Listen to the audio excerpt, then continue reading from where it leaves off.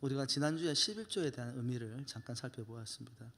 여러분 11조에 대해서 생각을 할 때에 꼭 기억해야 될 것이 뭐라고 말씀드렸죠? 레위 언약에 대해서. 그러니까 11조를 단순하게 하나님께서 우리에게 명령하신 의무감이 아니라 그 안에 담겨져 있는 의미가 무엇인지를 이해하는 것이 중요합니다. 하나님의 언약 가운데에 11조가 있습니다. 그럼 그 11조를 우리가 드린다는 말은 무엇을 신뢰한다는 말이에요? 하나님의 약속을 신뢰한다는 거예요. 그 약속이 뭡니까? 레위 언약에 담겨져 있는 하나님의 두 가지 약속이 뭐예요? 첫 번째는 무엇입니까? 생명입니다. 하나님을 기억하고 하나님을 믿으면 하나님이 주신 영원한 생명을 누리게 되어집니다. 할렐루야. 두 번째는 무엇입니까? 평안입니다. 여러분, 하늘에 닿을 만큼 돈이 있고 천년만년 살 것 같은 건강이 있고 그리고 여러분이 원하는 모든 일들이 다 이루어졌는데 매일매일 마음이 불안하고 평안이 없어. 이런 삶과 하루하루를 근근히 살아갈 정도의 재정이 있고 육신도 연약하여서 딱히 건강한 모습처럼 보여지지도 않고 내가 소원하는 일들은 이루어지지 못한다 할지라도 하나님 주시는 마음의 평안이 있어. 자, 앞에 거 뒤에 거 어느 것이 좋습니까?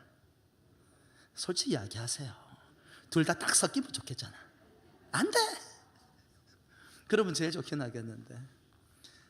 근데 눈빛을 보면 대충 알아요. 마음 불안하게 살기 좋아하니까 하늘 닮아가 돈이 좀 있어 봤으면 좋겠다. 천년만년 살 것 같은 건강도 좀 있어 봤으면 좋겠다. 근데 우리는 그 2년 동안 불편하고 불안한 하루하루의 삶이 무엇인지를 이미 경험하고 있습니다. 마음이 평안하지 못하면 삶이 제한적입니다. 잠을 자지도 못하고요, 가지도 못하고요, 제대로 먹지도 못합니다. 우리가 하나님 앞에 온전한 11조를 드린다는 것은 그 11조 안에 담겨져 있는 하나님의 언약을 기억한다는 의미입니다. 그리고 그 약속은 주님의 부르심의 소망의 날까지 이어져 갈 것입니다. 할렐루야. 그럼 우리는 11조를 언제까지 드려야 돼? 주님 오시는 날까지 드려야죠. 그러나 의무감은 아닙니다. 오늘 우리가 읽었던 마태복음 23장 23절 말씀해 보니 화 있을진저 외식하는 서기관들과 바리새인들이여 너희가 박하와 해안과 근처에 11조는 드리되 율법에 더 중요한 바 정의와 긍휼과 믿음은 접었다. 그럼 여기서 말하는 정의와 긍휼과 믿음은 도대체 무엇일까요? 오늘은 이 11조 안에 담겨져 있는 또 다른 의미를 좀 살펴보려고 합니다. 첫 번째로 11조는 하나님의 명령입니다. 명확하게도 11조를 하나님께 드리라고 말씀해 주셨다 이 말입니다. 그런데 이 명령은 그냥 단순한 모든 어떤 권세와 권력을 가지고 있는 사람이 아무 힘도 없고 능력도 없는 혹은 이 권세자에게 복종해야지만이 자신의 삶의 기본적인 것을 얻을 수 있는 그런 어떤 일반적인 주종관계의 관점에서가 아니라 하나님의 언약과 사랑을 기반으로 하는 명령이라는 것입니다. 레위기 27장 30절 말씀 성경이 이렇게 기록을 하고 있죠. 같이 한번 읽어볼까요? 시작. 그리고 그 땅의 10분의 1 곧 그 땅의 곡식이나 나무의 열매는 그 10분의 1은 여호와의 것이니 여호와의 성물이라 그렇게 얘기합니다.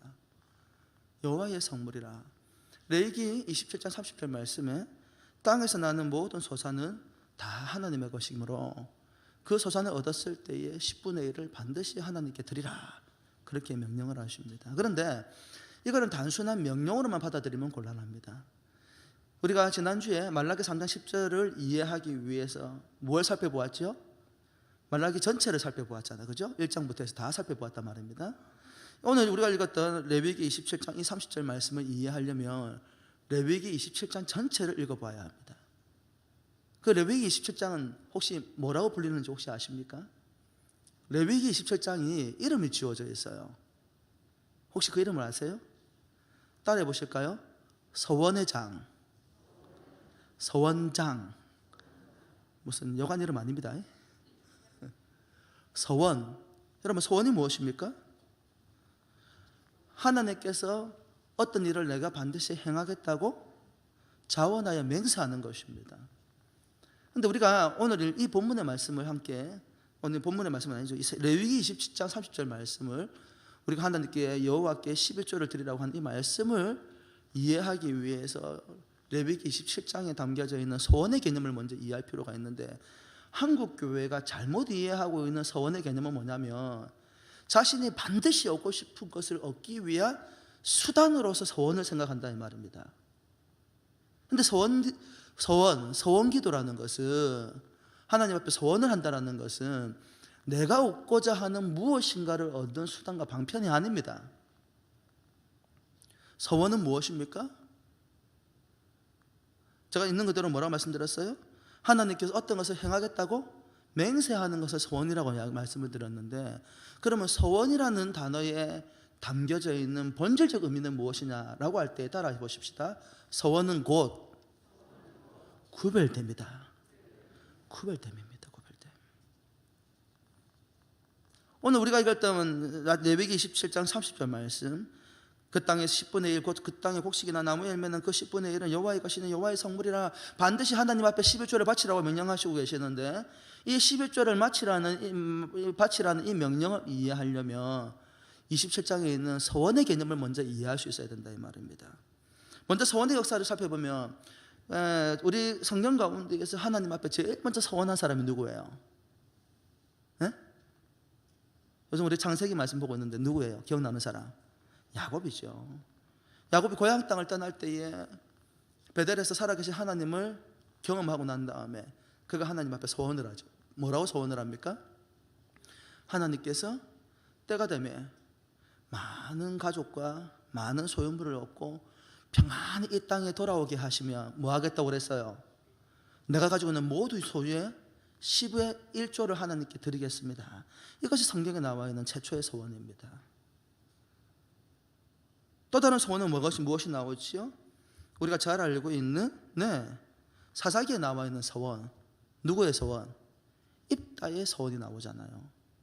사사 입다가 암몬 족속을 하나님께서 물리치게 하시면 뭐라고 서원했습니까? 자신이 개선 장군으로 돌아갈 때에 제일 먼저 자신을 맞이하는 사람을 어떻게 하겠다고 그랬어요? 인신제물로 하나님께 바치겠다고 그랬어요. 그런데 뜻밖에도 자기를 제일 먼저 맞아온 사람이 누구였어요? 그냥 딸 아닙니다. 무슨 딸? 그렇죠, 외동딸이었습니다. 하나밖에 없는 외동딸이 입다가 개선장군으로 들어올 때에 춤추며 노래하면서 먼저 달려 나왔단 말입니다.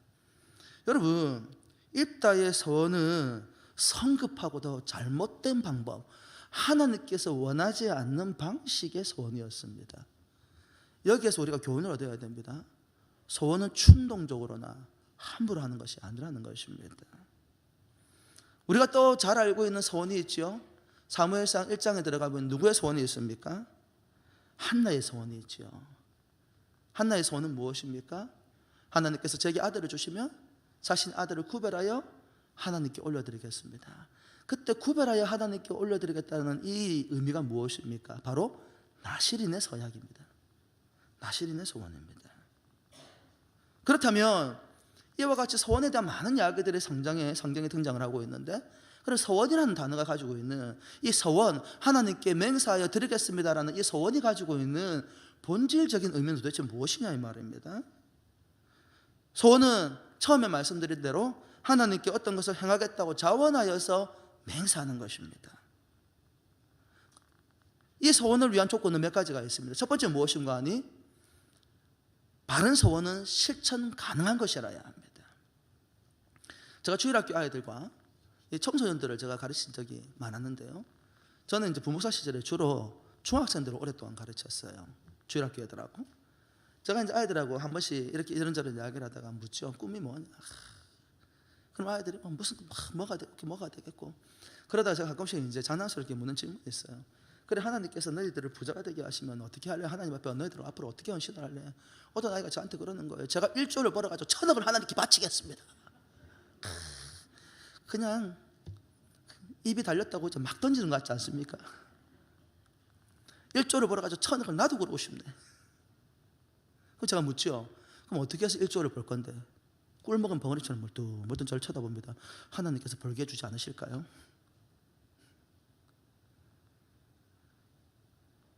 예? 충동적이죠. 아무런 하나님 앞에서의 기도나 계획이나 헌신에 대한 고백이 없는 것입니다. 소원이라는 것은 실천 가능한 것을 하나님께 하는 것입니다. 소원은 무엇 때문에 하는 것입니까? 여러분, 소원은 나의 만족과 목적이 우선순위가 아닙니다. 소원의 본질적인 의미는 실천 가능한 것을 하는 것인데, 본질적인 의미는 하나님을 기쁘시게 하기 위해서 하는 것입니다. 뭐라고요? 소원의 목적은 하나님을 기쁘시게 하는 것입니다. 만약 그것이 목적이 아닌 자신의 개인적인 만족과 목적을 위한 수단으로 소원을 하셨다고 한다면 여러분의 소원은 잘못된 소원입니다. 여러분 기억하셔야 됩니다. 뿐만 아니라 이 소원이라는 것은, 이 소원 기도라는 것은 항상 그 소원 기도한 사람의 믿음을 향상시키고 증진시키기 위한 방편입니다. 소원 기도를 하고 나면 하나님 앞에서 믿음이 자라가야 한다 이 말입니다. 소원 기도 해놓고도 내 신앙이 오히려 바닥을 치면 그 소원 기도 자체가 잘못된 소원 기도라 이 말입니다. 그러면 소원에 담겨져 있는 의미는 무엇입니까? 소원은 하나님에 대한 감사와 헌신의 표시이며 하나님과 더 깊은 교제를 나누며 성숙한 믿음으로 자라가려고 하는 신앙 고백이며 결단이라는 것입니다. 하나님을 기쁘시게 하기 위한 방편이고, 더 나아가 그 하나님을 기쁘시게 하도록 하기 위하여서 내 삶이 더 거룩하고 더 하나님이 기뻐하시는 신앙의 모습으로 자라가겠다라는 신앙 고백이고 결단이라 이 말입니다. 그러니 하나님을 섬기는 성도는 하나님께 기도함에 있어가지고, 하나님께 헌신함에 있어가지고, 하나님 앞에 서원함에 있어가지고 강요나 감정에 의한 일시적인 충동이 아니라 자신에게 주신, 하나님이 주신 자유의지를 통하여서 하나님의 섬기기로 결단하는 행위여야 한다 이 말입니다. 그래서 잘못된 소원은 물을 수가 있습니다. 구약의 시대에는. 물론 거기에 대한 충분한 대가를 지불을 해야 됩니다. 나의 소원이 하나님 앞에 적절하지 않을 때에 구약의 시대에는 반드시 그 소원을 물을 수 있도록 제도적인 장치를 마련해 놓았고, 거기에 대한 대가가 따른다라는 것을 성경이 가르쳐주고 있습니다. 또 다른 관점에서 소원은 하나님의 주권 아래 놓여져 있는 하나님의 백성의 자유의지에 대해서 말해주는 내용이기도 합니다. 무엇에 관해서? 무엇에 관해서? 따라하십시다. 자유의지. 자유의지. 자유의지가 무엇입니까? 자신의 생각과 판단으로 살아가는 것을 말하는 것입니다. 목사님, 우리 다 자유롭게 살아가고 있는데요. 여러분, 토마스 아퀴나스라는 유명한 사람이 인간과 동물의 차별점을 이렇게 이야기했습니다. 동물은 본능적이고, 뭐라고요? 본능적이고 비자발적인 방법으로 살아간다는 것입니다. 본능에 따라 살아가는 것입니다. 어떤 생각이나 이성에 따라 살아가는 것이 아니라 본능적이고 비자발적인 존재라고 이야기합니다. 반면에 인간은 의지적이고 자발적이고 선택적인 방법을 이용할 수 있는 존재라는 것입니다. 그런데 뭐라고 이야기합니까? 그런 인간이 죄 아래 놓여지게 되었고, 그런 까닭에 종교적이고 도덕적인 선을 행할 수 있는 능력, 선택적으로 하나님을 찾거나 도덕적으로 선을 행할 수 있는 능력들을 죄로 말미암아서 다 상실해버렸다는 것입니다. 그런 까닭에 죄로 인한 도덕적 판단 능력의 상실로 인해서 개인이나 사회나 국가가 부패하고 타락하게 되어졌다는 것입니다. 많은 분들이 잘못된 낙관론들을 가지고 계시는 분들이 많이 계시는 것 같아요. 무슨 말이냐면, 내가 원하는 대통령이 세워지면 국가가 이상적인 나라, 유토피아가 될 수 있을 거라고 생각하는 분들이 계시는 것 같아요. 가능한 이야기입니까? 가능한 이야기예요? 인간 자체가 죄로 말미암아서 부패하고 타락하게 되었는데 어떻게 연약한 죄 가운데 놓여져 있는 인간을 통해서 유토피아의 세상, 하나님의 나라가 임할 수 있다고 생각하는 것이죠? 불가능한 일입니다. 그런 까닭에 어거스틴은 뭐라고 얘기합니까? 죄로 물든 인간은 자유의지를 상실하여, 이 죄로 말미암아서 인간이 하나님을 선택할, 하나님을 찾을 수도 없고 도덕적이고 선한, 도덕적이고 윤리적이고 선을 선택할 수 없는 존재가 되었다. 그 말의 의미가 무엇이냐면 인간이 하나님께서 주시는 본래의 자유의지를 상실하게 되었다는 것입니다. 그래서 하나님과 선을 찾을 수 없는 존재로 전락했다는 것입니다. 그러나 인간의 자유의지가 회복이 됩니다. 어떻게 해요? 하나님 부르신 가운데에 선택과 구원받은 은혜 안에 있는 인간은 그 자유의지가 온전하게 회복될 뿐만 아니라 그 자유의지를 통하여서 하나님께 순종하고 선을 행할 수 있는 존재로 거듭나게 되었다는 것입니다. 할렐루야. 여러분 기억하십시오. 예수 그리스도를 믿는 여러분들은 여러분의 의지를 가지고 선을 행할 수도 하나님을 찾을 수도 있습니다. 아멘이십니까? 그렇다는 것입니다. 이렇게 구원받은 백성이 하나님의 주권 속에서 언약 관계를 유지할 때에 죄의 속박으로부터 벗어나서 세상이 결코 줄 수 없는 참된 자유를 누릴 수 있게 되어졌다 이 말입니다.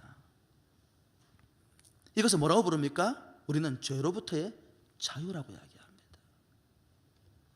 죄와 세상 속에서 하나님과 관계없는 삶을 사는 이들에게 자유자로 착각하게 만들고 결국에는 멸망의 길로 들어서게 합니다. 우리는 가끔씩 교회를 다니는 우리는 굉장히 제한적이고 세상 사람들은 굉장히 자유를 가지고 있는 존재로 착각하게 되어지는데 성경에서 말하는 자유의지의 본질적인 목적은 선을 행하는 것과 선을 알고 행하는 것과 온 우주 만물의 창조주이시고 주관자이시며 주권자이신 하나님을 찾는 것입니다. 세상에 있는 사람들은 자신이 원하는 방식대로 살아가는 것처럼 보여집니다. 자신의 의지대로 제한되지 아니하며 모든 것들을 다 누릴 수 있는 것처럼 보여집니다. 그런데 그 결과가 무엇입니까? 여러분, 자유의지의 결과가 우리의 멸망이라고 한다면 그 자유의지는 없는 것이 낫지 않겠습니까? 세상 사람들이 가지고 있는 그 자유의지는 피름코 심판과 멸망으로 향하게 되어져 있다 이 말입니다. 그러나 예수 그리스도 안에서 회복되어진 하나님께서 우리에게 회복시켜주신 이 자유의지는 무엇을 알고 하나님을 알고 무엇을 행할 수 있는 존재, 선을 행할 수 있는 자신의 존재가 되었다는 것입니다. 무엇으로? 자신의 자유의지로 말미암아서. 오늘 하나님께서 우리에게 요구하시는 헌신, 하나님께서 우리에게 요구하는 모든 명령은 단순히 하나님과 인간의 주종관계를 바탕으로 하는 것이 아니라 하나님과 인간의 언약관계의 특성은 인격적이고 굉장히 자발적인 사랑으로 형성이 되어져 있다는 거예요. 하나님의 사랑을 경험한 인간이 하나님의 그 크신 은혜를 누리면서 하나님을 진심으로 사랑하게 되는 것입니다. 할렐루야. 그로 말미암아서 하나님께 주신 모든 명령이 결국 인간에게 유익하다는 사실을 깨닫게 되어지고 그 사실을 깨닫는 순간 하나님에 대한 말할 수 없는 사랑의 감정과 고백으로 말미암아서 하나님께서 요구하신 하나하나를 무엇으로 말미암아서 우리의 자유의지를 말미암아서 하나님께 헌신하고 내어드리게 된다라는 것입니다. 그런 의미에서 소원이라는 개념은 어떤 의미를 가지고 있냐면 성도로 하여금 하나님의 주권을 고백함과 동시에 그분에 대한 사랑을 구체적으로 표현하는 무엇이다? 믿음의 행위라는 것입니다. 소원은 단지 내가 원하는 것들을 성취하고 달성하기 위한 수단과 도구가 아니라 하나님의 주권자이시며 그 하나님의 사랑으로 우리를 구원해 주셨으며 그 은혜에 대한 그 은혜가 너무너무 크고 놀라워서 하나님을 사랑하지 않을 수 없어서 하나님을 사랑함으로 말미암아서 하나님께서 요구하시는 모든 것들을 나의 의지를 가지고 하나님의 영광을 위해서 헌신하며 내어드리는 믿음의 행위라는 것입니다. 그런 까닭에 모세 시대의 시대로부터 믿음의 본질은 엄격한 율법주의가 아니라 하나님께서 레위기나 신명기나 말씀들을 통해 수없이 많은 하나님께서 명령과 언약들을 주셨는데 이 율법주의, 엄격한 율법주의가 아니라 하나님의 사랑이라는 것을 깨닫게 된다 이 말입니다. 혹시 이해가 되도록 설명이 되고 있나요? 혹시 이해가 안 되고 있나요? 대답을 하소서. 제 설교가 왜 길어지는지 이해가 되시죠? 이래서 설교가 길어진 거예요. 이해를 못하시는 표정을 짓고 계시기 때문에. 단순하게 정리를 해보면, 여러분, 소원이라는 것은 하나님이 베풀어 주신 은혜에 대한 우리의 반응입니다. 소원은 아무나 하는 게 아니에요. 자신이 누리고 있는 모든 것들, 내가 예수 그리스도를 믿는 믿음을 통하여 구원받은 것들, 그리고 내가 살아가는 삶에 주어진 모든 것들이 하나님의 은혜라는 사실을 인정하고 고백하는 사람들이 자원하여 하나님께 헌신하는 것을 뭐라고 이야기한다고요? 소원이라고 이야기한다고요. 이해가 되시나요? 빨리 대답 안 하면 설교 길어진 건 여러분부터 하십니다. 아싸, 오늘 좋은 방법 하나 생각해냈네. 앞으로 설교를 어렵게 하고 대답을 못하면 길게 해야지. 그런 까닭에 신명기 6장 5절에서는 하나님께서 우리에게 행하시는 모든 것들이 사랑을 기반으로 하고 있음을 알게 하십니다. 신명기 6장 5절 말씀, 우리가 너무나 잘 알고 있는 말씀이죠. 시작.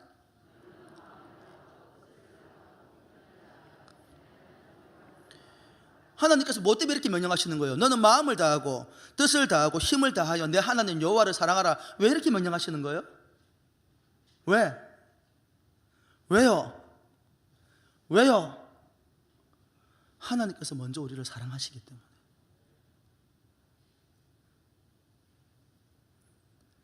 이와 같은 소원 제도를 잘 표현한 게 무엇이냐면 우리가 잘 알고 있는 바로 나실인 제도입니다.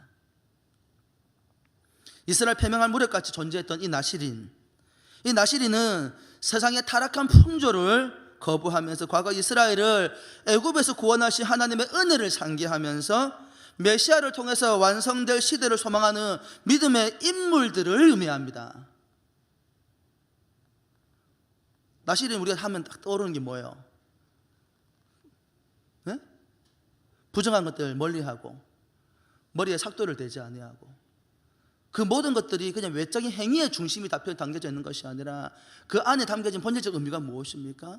세상의 풍조와 세상이 흘러가는 흐름을 따라가지 아니하고 나를 세상과 구별하여 하나님이 기뻐하시는 거룩한 자로서 구별하여 자신의 삶을 하나님께 내어드리는 인생을 나실인이라고 이야기한다 이 말입니다. 그러니 나실인은 곧 어떤 자를 의미하는 거예요? 서원자를 의미하는 것입니다. 로마서 12장에서 뭐라고 말씀하십니까? 너희는 누구입니까? 너희는 누구예요? 예수 그리스도를 믿는 여러분은 바로 너희들 아닙니까? 너희는 이 세대를 본받지 말고 마음을 새롭게 함으로 변화를 받아. 그 다음에 뭐라고 말씀하세요?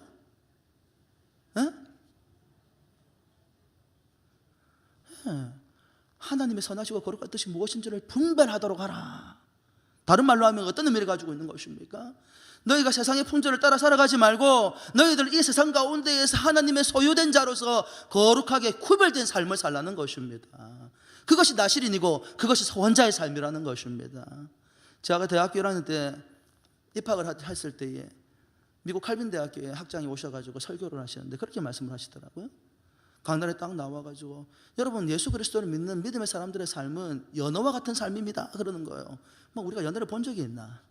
자기는 미국에 살아서 많이 봤겠지만은 그 연애의 특성이 무엇입니까? 본향을 향해, 자신의 고향을 향해 가는데 고향을 향해 가기 위해서 세상의 흐름을 맞서서 올라간다는 거예요. 우리가 TV를 봐서 많이 알잖아요. 연애 어떻게 합니까?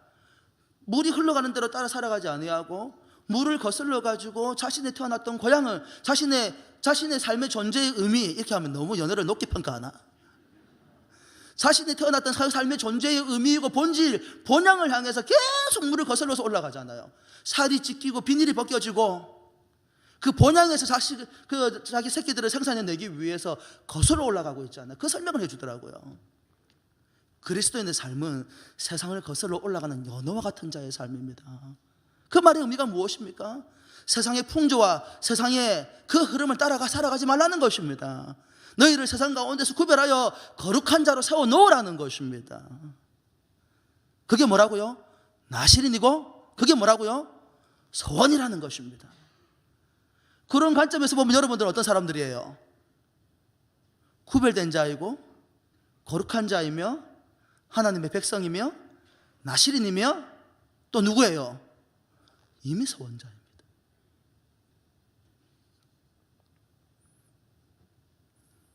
이 하나님의 명령에는 무엇이 담겨져 있다고요? 하나님의 언약과 사랑을 기반으로 하는데 그 하나님의 크신 은혜를 경험한 자들이 그 사랑에 감격하여서 그 하나님을 사모함으로 말미암아서 자신의 삶들을 세상에 내어 맡기지 아니하고 하나님의 기뻐하시는 자신의 삶을 구별하여 하나님께 넣어드리는, 결혼 이런 거거든요. 결혼 관계가 이런 거거든요. 사실은요. 오직 주를 바라보고 오직 아내를 바라보고 제 눈이 우리 아내에게만 향하고 있습니다. 여기 예쁜 분들이 되게 많이 계시는데 안 보잖아 내가 지금. 구별하여서 바라볼 것만 바라보는 것을 의미한다 이 말입니다. 그런데 이 11조에 담겨져 있는 굉장히 중요한 또 다른 의미가 있지요. 하나님께서 구체적으로 11조를 비롯한 하나님께 헌신하는 모든 것들에 대해서 구체적으로 이렇게 하라, 하나님께 11조와 봉헌을 드리는 방식도 구체적으로 제시해 주고 계십니다. 신명기 12장 11절 말씀 같이 읽어볼까요? 시작.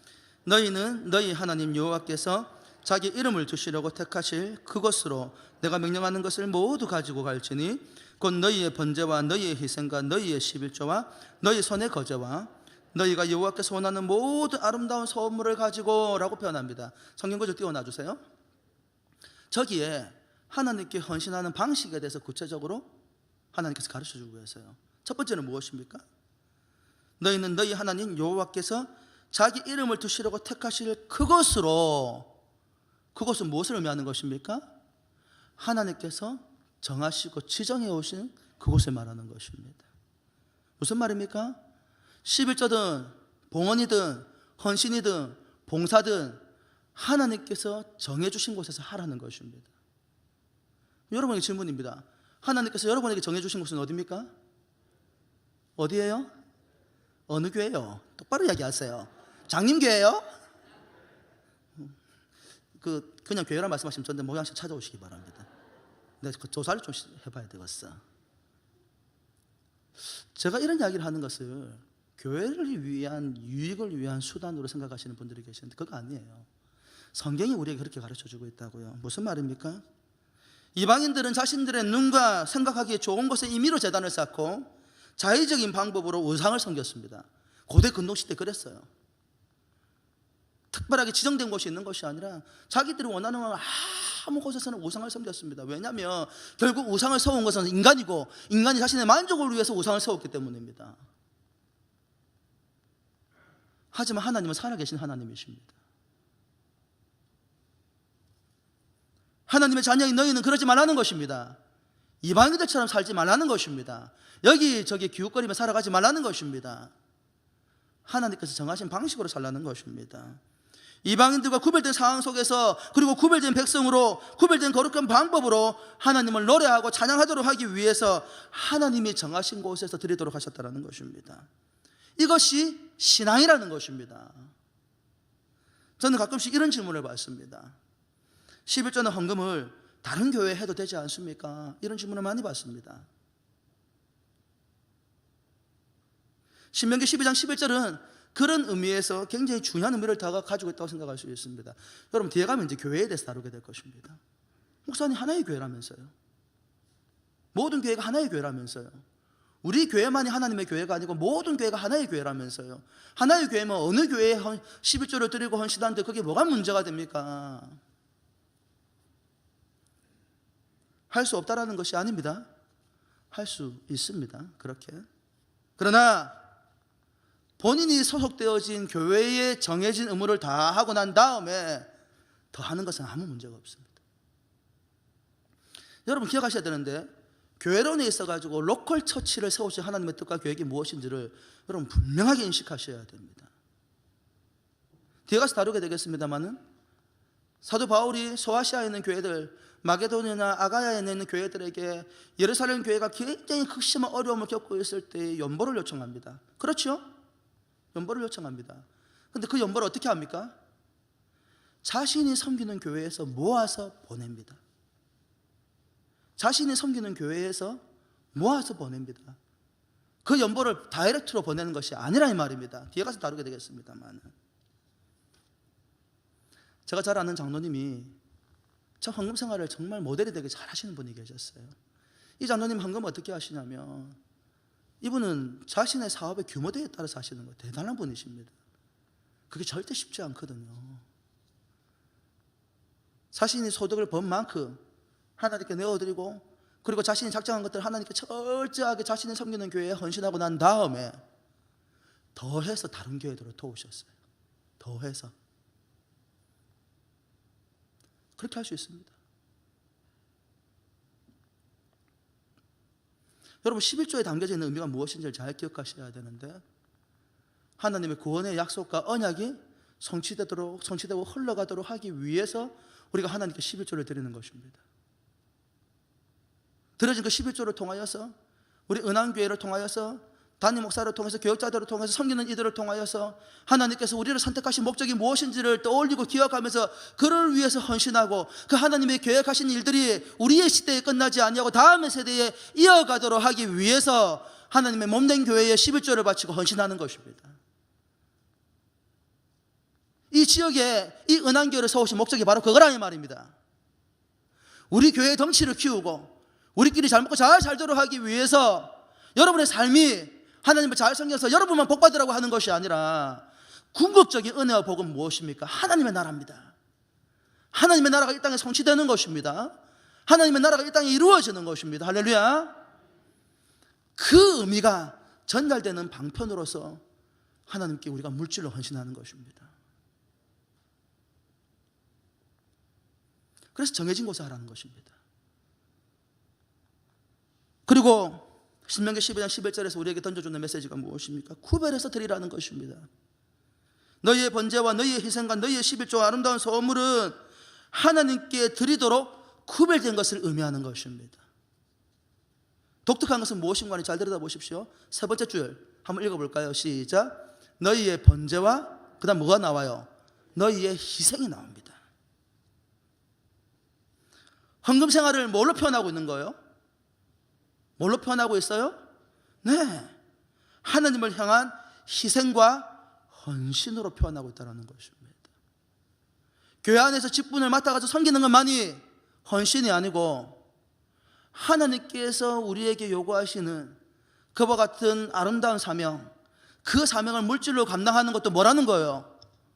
희생이고 헌신이라는 것입니다. 구원받은 언약의 백성은 자신의 의지로 하나님의 언약을 기억하면서 주신 명령들을 기쁨으로 순종합니다. 말씀에 대한 순종은 무엇을 의미하는 것입니까? 하나님을 철저하게 신뢰한다라는 신앙 고백이라는 것입니다. 그런 의미에서 신앙 고백에 반하는 우리의 삶은 하나님을 신뢰하지 못하는 것이며 하나님의 것을 도둑질하는 것이 되는 것입니다. 명백한 말씀이 있음에도 자의적으로 해석해서 다른 방식으로 하려는 것은 자신의 내면 속에 있는 하나님의 뜻을 거스르고 싶어하는 개인의 열망이 그 속에 고스란히 담겨져 있다는 것입니다. 그래서 말라기 3장 8절에 이렇게 말씀하시는 것입니다. 우리가 지난 시간에 살펴보았죠. 말라기 3장 8절에 뭐라고 말씀하십니까? 같이 읽어볼까요? 시작.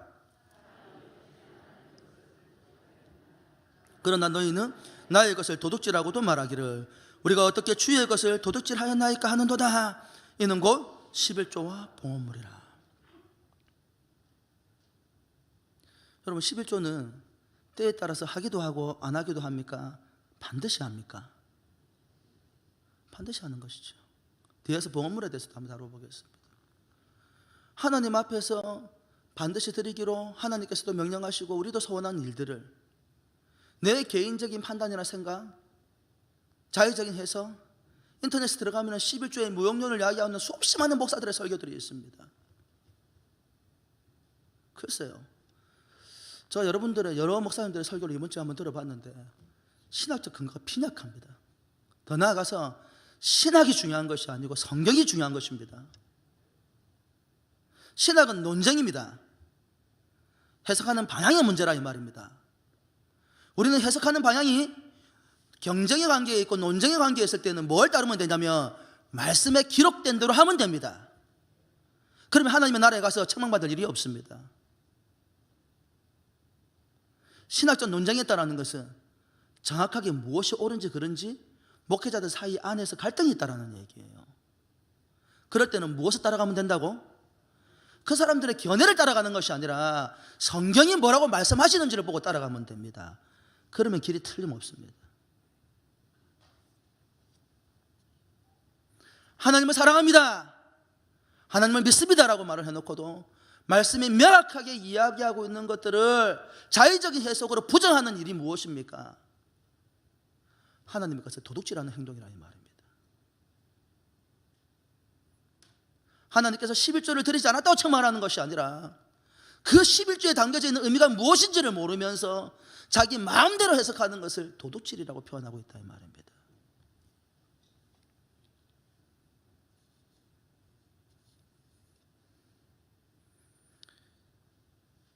11조에는 어떤 의미를 가지고 있습니까? 하나님의 명령과 동시에 섬기는 자들을 위한 헌신이 그 안에 담겨져 있습니다.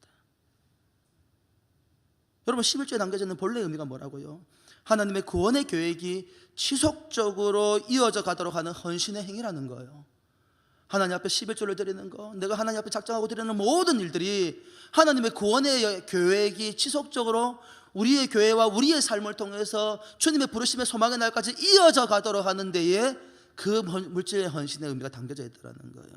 민수기 18장 21절과 민수기 18장 24절에 이렇게 말씀을 하고 있죠. 같이 읽어볼까요? 시작. 내가 이스라엘의 11조를 레위 자손에게 기업으로 다 주어서 그들이 하는 일, 곧 회막에서 하는 일을 갚나니. 레위인들이 하는 일을 갚는다라고 이야기합니다. 레위인들이 뭘 하는데요? 이스라엘 백성들이 어떻게 하면 복을 받는지에 대해서 가르쳐 주는 거예요. 무엇을 통하여서? 무엇을 통하여서? 제사제도와 하나님의 말씀을 통하여서. 그 말씀을 통하여서 너희가 어떻게 해야 자자손손 복을 받는지, 그래서 그 말씀을 전하고 하나님의 뜻을 전수하고 전달하는 그 레위인들을 귀하게 여기는 것은 무엇을 귀하게 여기는 거예요? 하나님의 언약을 귀하게 여기는 행위라는 거예요. 민수기 18장 24절에 뭐라고 말씀하십니까? 같이 읽어볼까요? 시작. 이스라엘 자손이 여호와께 거제로 드리는 11조를 레위인에게 기업으로 주었으므로 내가 그들에 대하여 말하기를 이스라엘 자손 중에 기업이 없을 것이라 하였노라. 11조를 레위인들을 섬기도록 하는 것은 구속사적인 관점에서 볼 때 하나님의 언약의 의미를 백성들을 통하여서 지속적으로 교육하고 그 뜻이 지속적으로 전달되도록 하기 위해서 11조를 레위인의 몫으로 정해놓은 것이에요. 그들이 11조를 바쳐 레위인을 섬긴다는 것은 그들이 여전히 하나님의 언약과 구속의 은혜를 기억하고 있으며 그 은혜가 이어져 가도록 섬겨야 될 사명이 있음을 명백하게 인식하고 있다는 신앙 고백이라는 거예요. 11조는 단순히 복을 받기 위한 수단이 아니에요. 하나님이 명령하셨기 때문에 의무감을 드리는 게 아니라 이 말이에요. 11조를 바침을 통하여서 우리가 뭘 고백하냐면 하나님의 언약이 우리의 시대와 우리의 교회와 우리의 삶을 통하여서 지속적으로 이어져 가도록 우리가 사명의 부름을 받았다는 사실을 인식한 사람만이 온전한 11조를 바칠 수 있다는 거예요. 그래서 11조는 그런 관점에서 신앙 고백이 됩니다. 11조는 그런 관점에서 신앙 고백이 됩니다. 11조는 어떤 의미를 가지고 있습니까? 하나님의 명령이며 섬기는 자들의 헌신을 통하여서 하나님의 언약이 지속적으로 이어져 가는 데에 의미를 두고 있고, 그 다음에 11조 안에 어떤 의미가 담겨져 있습니까? 11조를 드리는 날은 은혜를 나누는 날입니다. 따라 하십시다. 11조를 드리는 날은 은혜를 나누는 날입니다.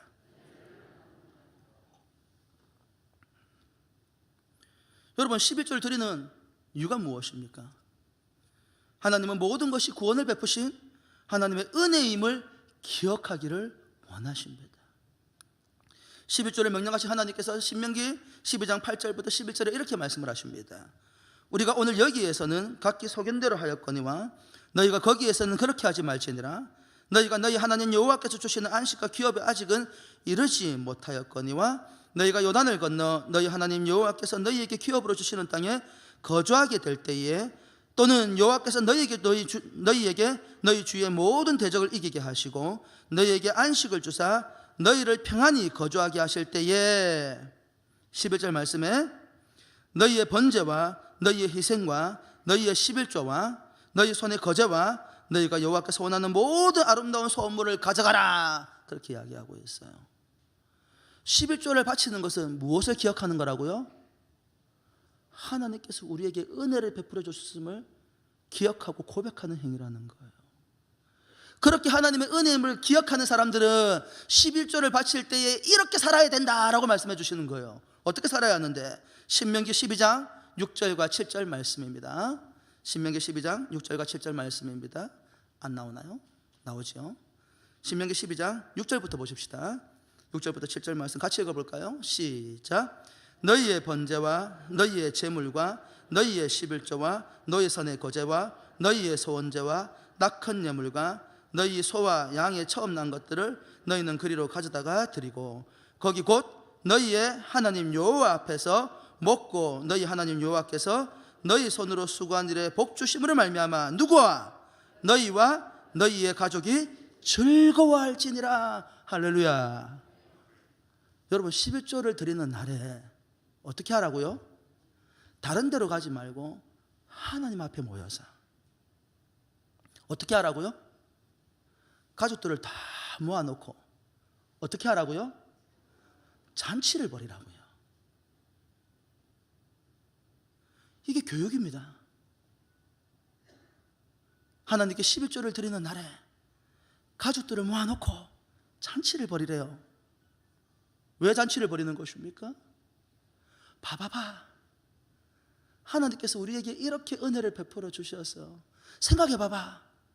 우리가 죄 가운데에서 죽을 수밖에 없는 연약한 존재들이었는데 우리가 무엇이 간데 하나님께서 사랑하셔서 우리에게 생명을 주시고 구원하실 뿐만 아니라 이렇게 풍성한 소상을 주셔서 우리 가족들이 함께 모여서 이렇게 즐거운 시간을 보내게 하신 거니 다 하나님의 은혜야. 여러분 11조 드리는 날에 잔치를 벌여보신 적이 있습니까? 저도 회개합니다. 저도 해본 적이 없습니다. 그래서 앞으로는 11조 드리는 날에 그래 해보려고요. 제가 이 말씀을 읽으면서 내가 11조의 의미를 제대로 모르고 살았구나. 여보 합시다. 하나님께서 11조를 바치는 날에 가족들을 다 모아놓고 잔치를 벌이래요. 그러면서 뭘 기념하라는 거예요? 하나님께서 어떻게 우리를 구원하셨는지, 하나님께서 어떻게 우리의 삶을 여기까지 인도해 주셨는지 가족들과 더불어 함께 나누고 그 하나님의 은혜를 찬양하라는 것입니다. 11조의 날은 은혜를 나누는 날입니다. 누가 더불어서 은혜를 나눈다고요? 가족과 더불어서. 무엇을 기억하고 기념하면서? 하나님의 은혜와 구원의 은혜를 기념하면서. 11조의 날은 은혜를 나누는 날입니다. 누구와 함께? 가난하고 약하며 고통받는 자와 특별히 이 하나님의 언약을 기억하게 만들고 말씀의 은혜 가운데 거하게 하는 이들과 함께. 신명기 12장 12절부터 19절에 이렇게 기록을 하고 있습니다. 너희와 너희 자녀와 노비와 함께 너희 하나님 여호와 앞에서 즐거워할 것이요 내 성중에 있는 레위인과도 그리할지니 레위인은 너희 중에 분깃이나 기업이 없음이니라. 17절로 넘어갑니다. 너는 곡식과 포도주와 기름의 11조와 내 소와 양의 처음 난 것과 내 소원을 갚는 예물과 내 낙헌 예물과 내 손의 거제물은 내 각 성에서 먹지 말고 오직 내 하나님 여호와께 택하실 곳에서 내 하나님 여호와 앞에서 너는 내 자녀와 노비와 성중에 거주하는 레위인과 함께 그것을 먹고 또 내 손으로 수고한 모든 일로 말미암아 내 하나님 여호와 앞에서 즐거워하되 너는 삼가 내 땅에 거주하는 동안에 레위인을 저버리지 말지니라. 신명기 26장 12절 말씀에 이렇게 기록을 하고 있습니다. 같이 읽어볼까요? 시작. 셋째 해 곧 11조를 드리는 해에 내 모든 소산의 11조를 내기를 마친 후에 그것을 누구와? 레위인과 객과 고아와 과부에게 주어 내 성읍 안에서 먹고 배부르게 하라. 사랑하는 성도 여러분, 11조 안에는 사회적인 약자에 대한 배려가 담겨져 있습니다. 그것이 마태복음 23장 23절에서 너희의 11조에 중한 바 그 율법의 정신, 그게 무엇인데요? 긍휼이요. 11조 안에는 은혜를 베풀어 주신 하나님의 은혜를 감사하면서 가족과 더불어서 그 하나님을 기념할 뿐만 아니라 그 11조 속에는 무엇이 담겨져 있냐면 가난하고 고통받는 나그네와 이웃들을 향한 목도 담겨져 있다는 거예요. 여러분, 11조를 바치는 우리의 마음속에는 사회적인 약자에 대한 마음이 항상 담겨져야 합니다. 나 혼자 잘 먹고 잘 사는 시대를 꿈꾸는 것이 아닙니다. 하나님의 나라의 백성은 하나님의 나라의 건설을 꿈꾸는 사람들입니다. 하나님의 나라는 누구도 소외됨이 없는 것입니다. 누군가는 배부르고 누군가는 굶주린 것이 아닙니다. 지금 제가 공산주의를 말하고 있는 게 아니에요. 하나님의 나라는 모두가 은혜를 누리고 모두가 위로를 받으며 모두가 삶의 의미를 느끼는 것입니다. 특이한 것이 무엇입니까? 레위인을 사회적인 약자와 동일한 선상에 두고 이야기하는 것들이 많다는 것입니다. 왜 이런 현상이 벌어진 것입니까? 이는 레위인은 이스라엘의 백성들이 하나님의 언약을 기억하지 않으면 사회적인 약자로 전락해버린다는 것입니다. 우리가 너무나 잘 알고 있는 충격적인 사건이 사사기 18장에 등장을 하죠. 사사기 18장에 누구 이야기 나오죠? 모세의 손자 게르솜의 아들이 등장합니다. 여러분, 모세의 손자가 무슨 일을 하고 있었어요? 사사기 18장에서 개인의 가정에 우상을 섬기는 제사장으로 전락해버렸습니다. 여러분, 충격적인 이야기 아닙니까? 이스라엘 백성들을 애굽 땅에서 건져내었던 그 모세의 손자가 하루아침에 먹고 살기 위해서 개인 가정에 우상을 섬기는 그와 같은 제사장으로 전락해버렸다는 거예요. 왜요? 이스라엘 백성들이 하나님을 기억하지 아니하였기 때문에 제사를 드리지 않았고 11조를 바치지 않았고, 그래서 레위인들이 살아갈 방편이 없었기 때문입니다.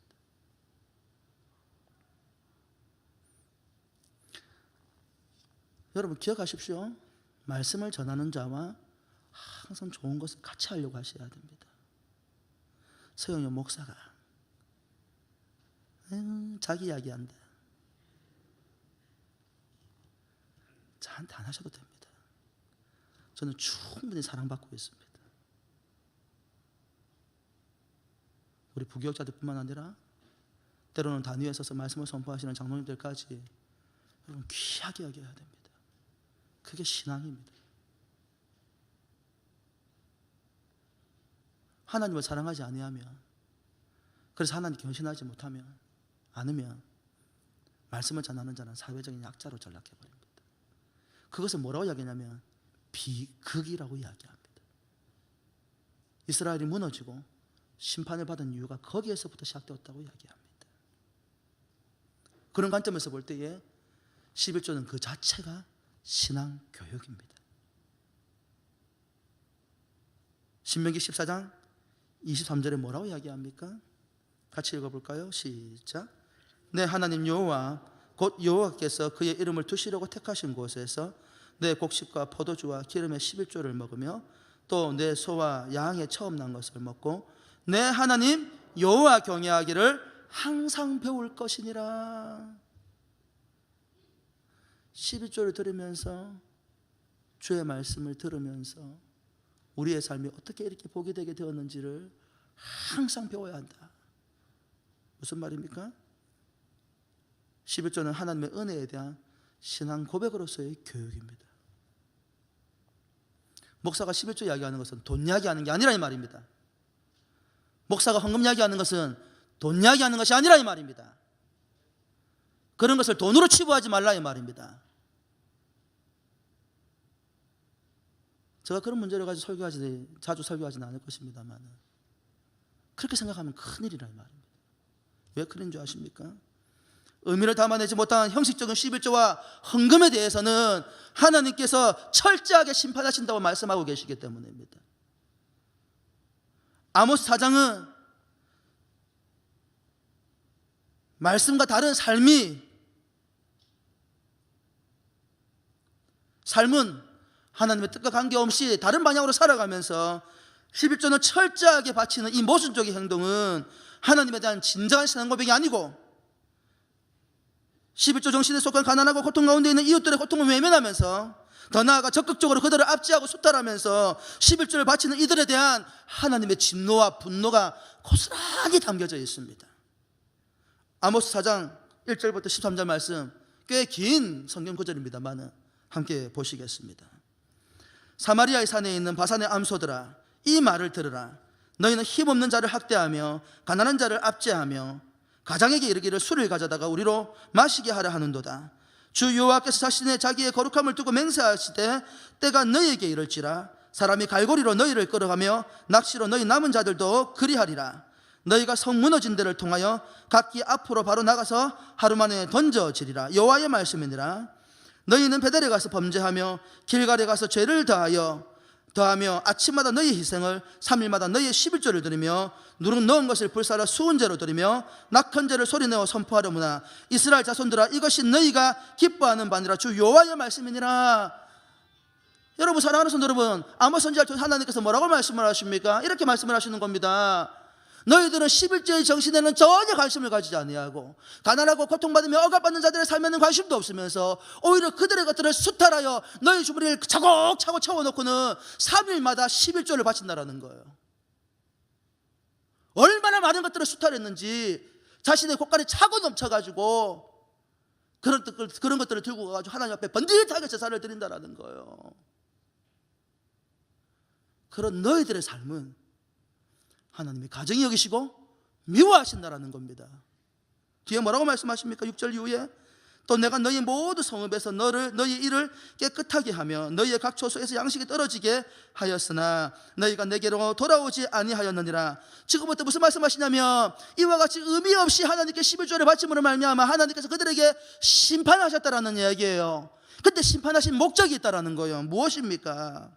여호와 7절 말씀에 또 추수하기 석 달 전에 내가 너희에게 비를 멈추게 하여 어떤 성읍에는 내리고 어떤 성읍에는 내리지 않게 하였더니 땅 한 부분은 비를 얻고 한 부분은 비를 얻지 못하여 말랐음에 두세 성읍 사람이 어떤 성읍으로 비틀거리며 물을 마시러 가서 만족하게 마시지 못하였으나 너희가 내게로 돌아오지 아니하였느니라. 여호와의 말씀이니라.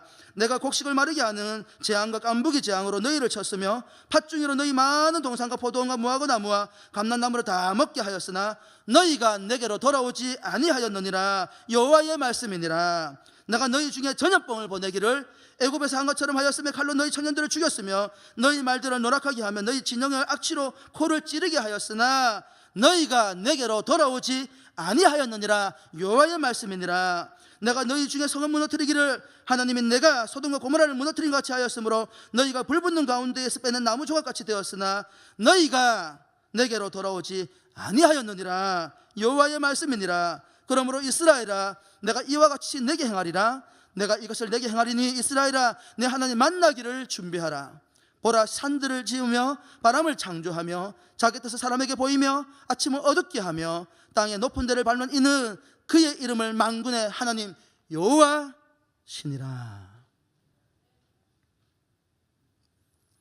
아모스 선지자를 통하여서 하나님께서 뭐라고 책망하십니까?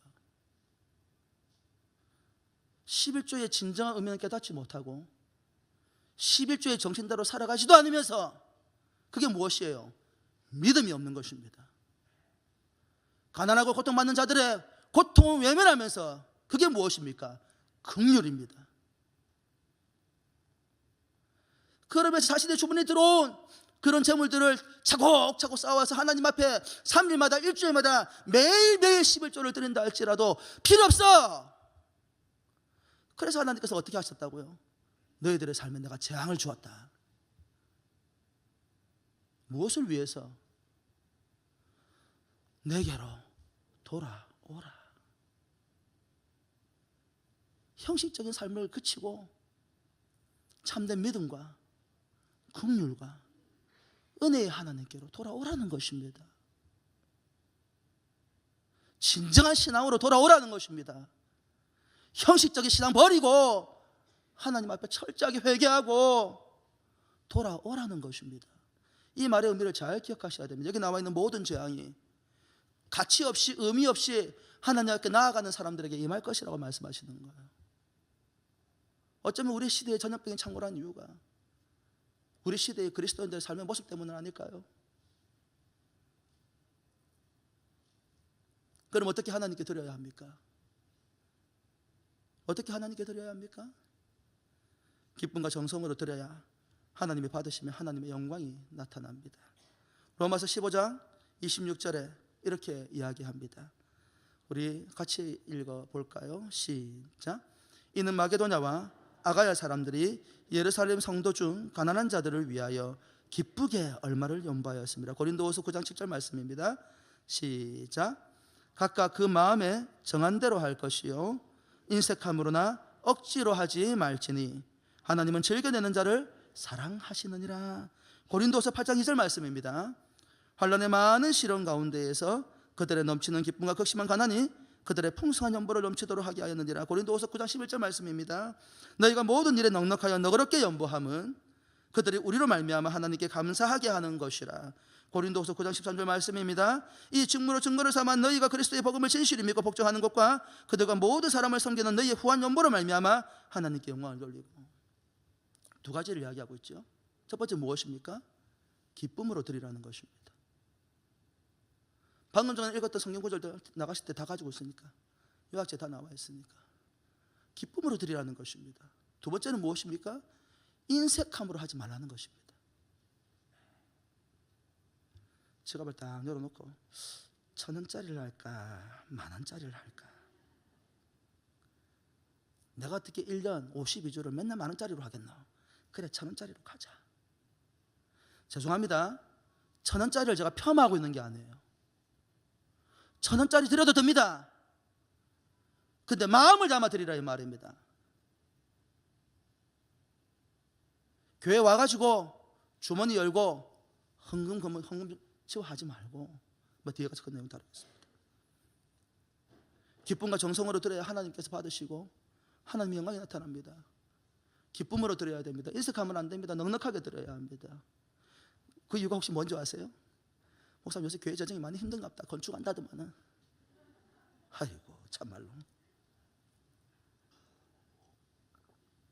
제가 살아왔던 모든 삶의 과정 가운데 역사하셨던 하나님을 제가 이야기하면 오늘 여러분 명절에 아무도 못 갑니다.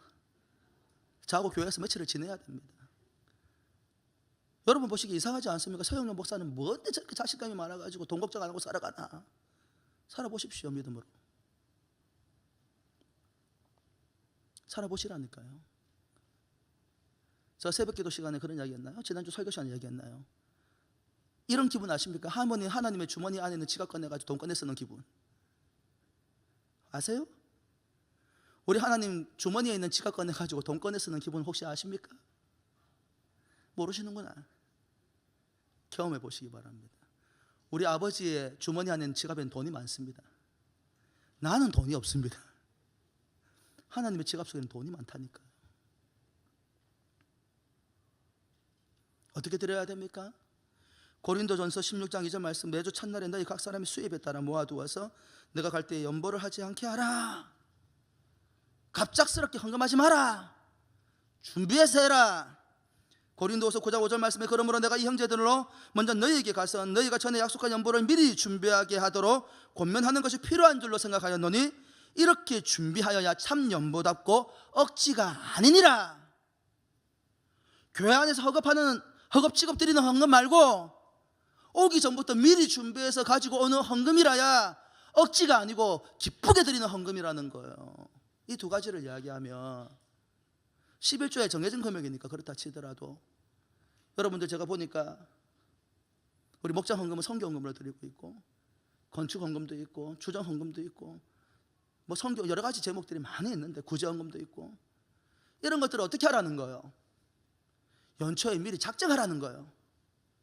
그때 충동적으로 감정 내키는 대로 그거 은혜라고 이야기하지 말고 하나님 앞에서 작정하여서 준비하여서 봉투 다 들고 가가지고 주일날 올 때는 거기 다 집어넣어서 들고 오기 전에 하나님 이거 아시죠? 내 마음에 들어가 있습니다. 그러고 오라는 거예요. 그런 헌금을 하나님께서 기뻐 받으신다라는 거예요.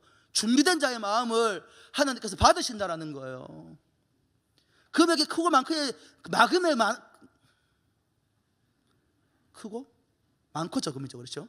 많고 적음의 문제가 아니고 마음의 문제라는 거예요. 정성의 문제라는 거예요. 누구에게 이것을 가지고 하는지를 알고 드리라 이 말이에요. 세상 사람들은 여러분이 드리는 헌금이 다 제 건 줄 압니다. 저 엄청 부자예요. 아세요? 좋겠다. 나도 그래 살았으면. 서영대 목사에게 드리는 것입니까? 장로님들에게 드리는 거예요? 아닙니다. 하나님은 물질이 필요 없는 분이시지만 하나님의 뜻을 위해서 우리가 물질로 연보하는 것입니다. 그거를 준비함이 없이 억지로 들고 와서 허겁지겁하지 말고 하나님 앞에 작정하고 하라는 거예요. 그래서 어떻게 하라고? 넉넉하게 작정하라는 거예요. 거기에 담긴 의미가 뭡니까? 여러분이 아무리 넉넉하게 준비하고 그렇게 드리면 망할 것 같아도요, 한 해를 보내보십시오. 우리 하나님이 얼마나 살아계신지를 분명하게 경험하게 될 겁니다. 넉넉하고 작정해서 드린다는 말의 의미가 뭐냐면 하나님의 살아계심을 믿는다라는 개념입니다.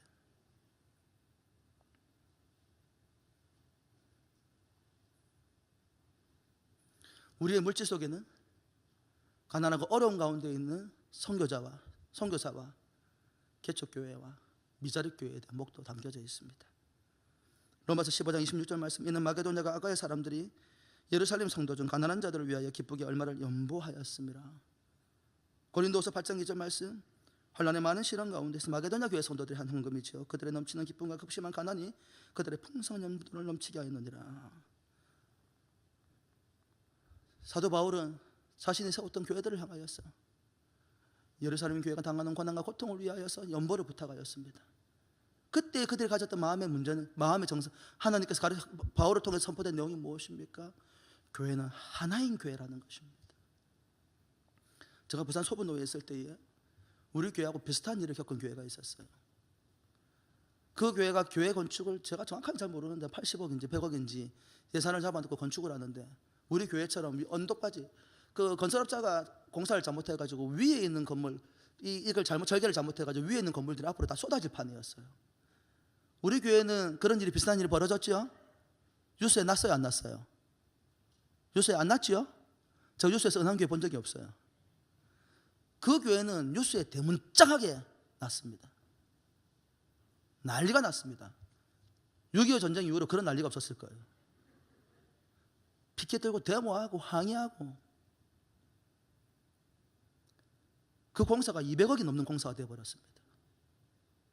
얼마나 교회가 힘이 들었겠습니까? 그 목사님이 절박한 심령으로 노예 산하에 있는 교회들에게 도움을 요청했습니다. 그때에 지역에 있는 규모 있는 많은 교회들이 마음을 다해서 후원해 주었습니다. 그래서 은혜롭게 공사를 마무리할 수 있었습니다. 좀 덩치가 있는 교회들은 은행에서 빚을 내어가지고 대출해 주었습니다. 물론 그 빚을 그 교회가 다 갚기는 했습니다만, 하나의 교회라는 인식입니다. 선교사님의 섬기는 선교지역도 우리 은한교회가 통일한 곳입니다. 개척교회 목사님들, 미자립교회 목사님들, 하나님께 통치하고 다스리는 하나의 교회입니다. 우리 교회에게는 그 몫이 정해져 있습니다. 섬겨야 한다 이 말입니다. 마태복음 23장 23절 말씀으로 마무리합니다. 화 있을진저 외식하는 서기관들과 바리새인들이여, 너희가 박하와 해안과 근처에 11조는 들이되 율법에 더 중한 바 정의와 긍휼과 믿음은 저버렸도다.